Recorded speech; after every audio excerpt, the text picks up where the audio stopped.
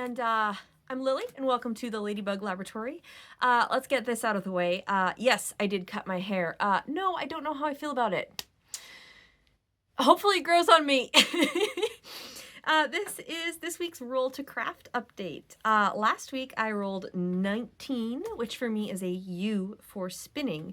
And I said that I was going to spin this beautiful forest green braid.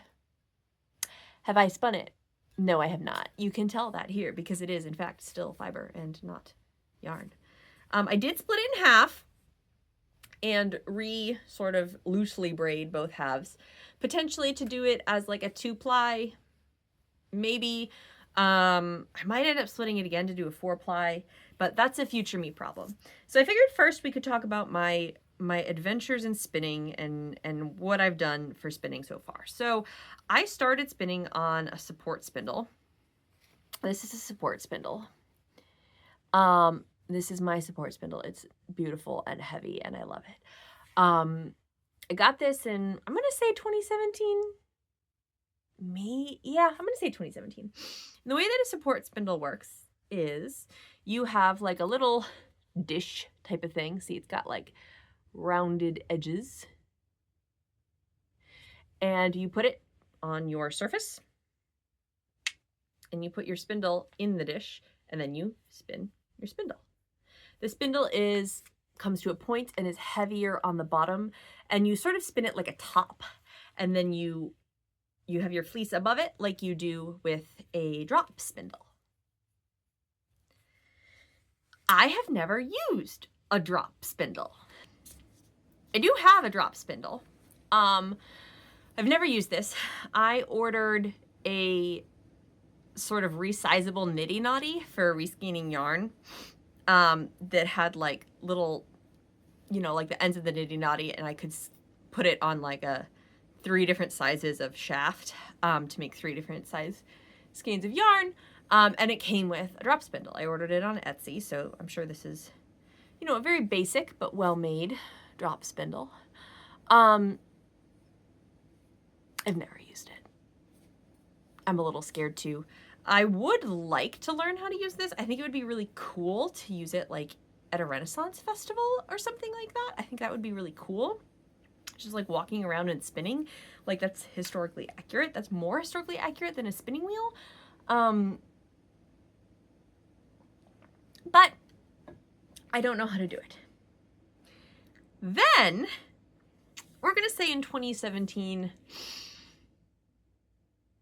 maybe like 6 months after I got my support spindle, I was at my local yarn store, the Black Squirrel, when I met someone there. I used to work like occasionally on weekends at the Black Squirrel, and I met someone there who was going like away, like leaving the state for a year or two, and had a spinning wheel. And we had been talking about spinning, and I mentioned that I had always wanted to try a spinning wheel, and I had this support spindle, and I had spun a whole bunch on it in the past 6 months, but like I still wanted to try a spinning wheel. And she said, well, do you want to borrow my spinning wheel while I'm out of state for a year or two? And I was like, oh my gosh, yes, I would love to. So I did. It was an Ashford traditional. And I loved it. I loved it. It was a single treadle.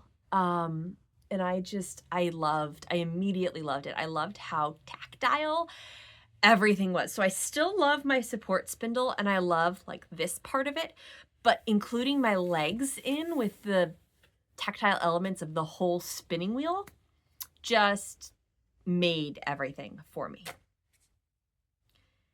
But then in 2019, I moved from California to Massachusetts, and I didn't want to take the spinning wheel with me, right? Because like it wasn't mine. And I still hadn't given it back to this woman. I couldn't get a hold of her. So I left it with all of the materials. It had like the drive band had broken at one point, and so I had gotten like a replacement kit. So I left it along with like all of its little like the other stuff in the replacement kit at the Black Squirrel. And I emailed her about it. And she didn't end up getting it back until late 2020 or early 2021. But she did get it back. Don't worry. She got her spinning wheel back. And I hadn't spun since. And, you know, my life was a little bit out of control.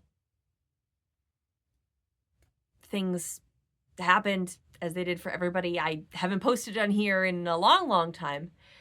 And then this past September, I got a spinning wheel for my birthday.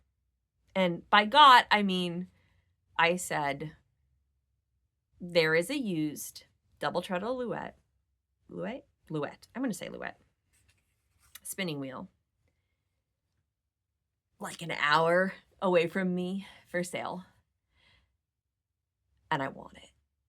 And my husband was like, yep, okay, you can have that for your birthday. I had at one point gone to like a spinning circle at the Black Squirrel, and I had tried somebody's double treadle, and it was so smooth. It was so smooth. And I knew that if I ever got my own spinning wheel, I would want a double treadle. So I got this.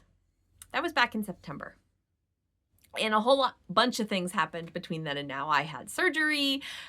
We did some renovations. A lot of things have happened. And I just also have not really had the momentum to create and craft. And that's the whole point of this, right? So when I rolled spinning, I was partially terrified because I hadn't spun since 2019 when I left California. And I was partially so excited to finally get to use my spinning wheel. Okay. So here's what I did. So these gray spools are single plies that I had spun on my support spindle back in 2017. They're actually fairly consistent. I'm kind of impressed with that. And I hadn't plied them together. I have not really successfully plied anything together. That's not true. I have back there somewhere one thing that I plied together. I think it's this one. Yeah, it's this one. This was mine. I did this. So that's fun to remember. Okay, anyway, and I had also done on, I think the support spindle, maybe the wheel. I think the wheel. I had done this. I don't remember. I'll be honest. I don't remember. This like maroonish, reddish. Is it light? It's so hard to get the focus. Well, there we go. If these don't focus, I'm just gonna like put in footage of these separately. That's what I'm gonna do. You know what? I've decided that's what I'm gonna do. So I had the other half of this maroonish reddish one. And I went ahead and I did that. Now this spinning wheel that I got came with 5 bobbins. So I used one to spin, oh geez, the end just came off. Obviously I am out of practice. To do this, which is the other half of that maroonish reddish yarn.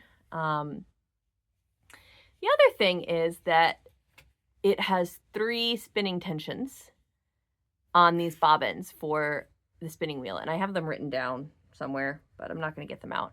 So I tried this one on, I believe, the middle one, and I didn't really know what they all meant. The Ashford Traditional only had 1, so this was an experiment. So I did that one. I also spun up a golden tortoise. It was called Golden Tortoise. It was like a big old gradient. It started at this like brown and went into these like reds and then orange and then yellow. I don't have a picture of what it looked like before I spun it up, but of mine. But I found a picture on the Instagram. It's old. This is from Buchanan Fibers. They don't exist anymore. I got this in early February 2020. Immediately, like at a local fiber festival right after I had moved here. So I'll put a picture from their Instagram on here. So I spun this as a single. I think I'm probably going to chain ply this one. And so essentially I just went and did a bunch of bobbins to practice. And this one, I want to say that I did on the smallest drive after I had gone and looked up what all of those things were for. And that was too fast for me. I wasn't able to keep it consistent. So then for this one, which is Cappuccino by something Dye Works, I'll put it down here. It's also a single ply, but I split that one in half and loosely recrocheted the other, finger crocheted the other half. So this is what it looks like. It's just kind of like brown, tan, white, brown, tan, or tan, brown, whatever. You get it. It's called Cappuccino. So I spun half of that. I believe it's a 4-ounce braid, so I guess each ply would be 2 ounces. So I spun half of that onto a bobbin. And I did this one at the largest drive. So I'm kind of getting a feel for what each drive feels like, which has been really helpful, honestly. And I've been using my spinning wheel in the house, which has been good for like when I can't get outside to my studio, because my studio is in a different building, in case you didn't know that. Now, I know you're supposed to let them sit for at least 2 weeks before you ply them, which is why these are all still on the bobbin. I'm also going to spin the other half of the Cappuccino and ply those together. And I will keep you posted on how that goes. I have not done any progress on my scrap blanket since last time, which is okay, I think, because, you know, that's the point of this. Now, I rolled for next week 99. Organize and inventory my fabric, which is why for me. Which is both daunting and exactly what I needed, because I'm looking around this room. It's kind of a disaster. You can see some of it back here, yarn and fabric, and some of that's organized.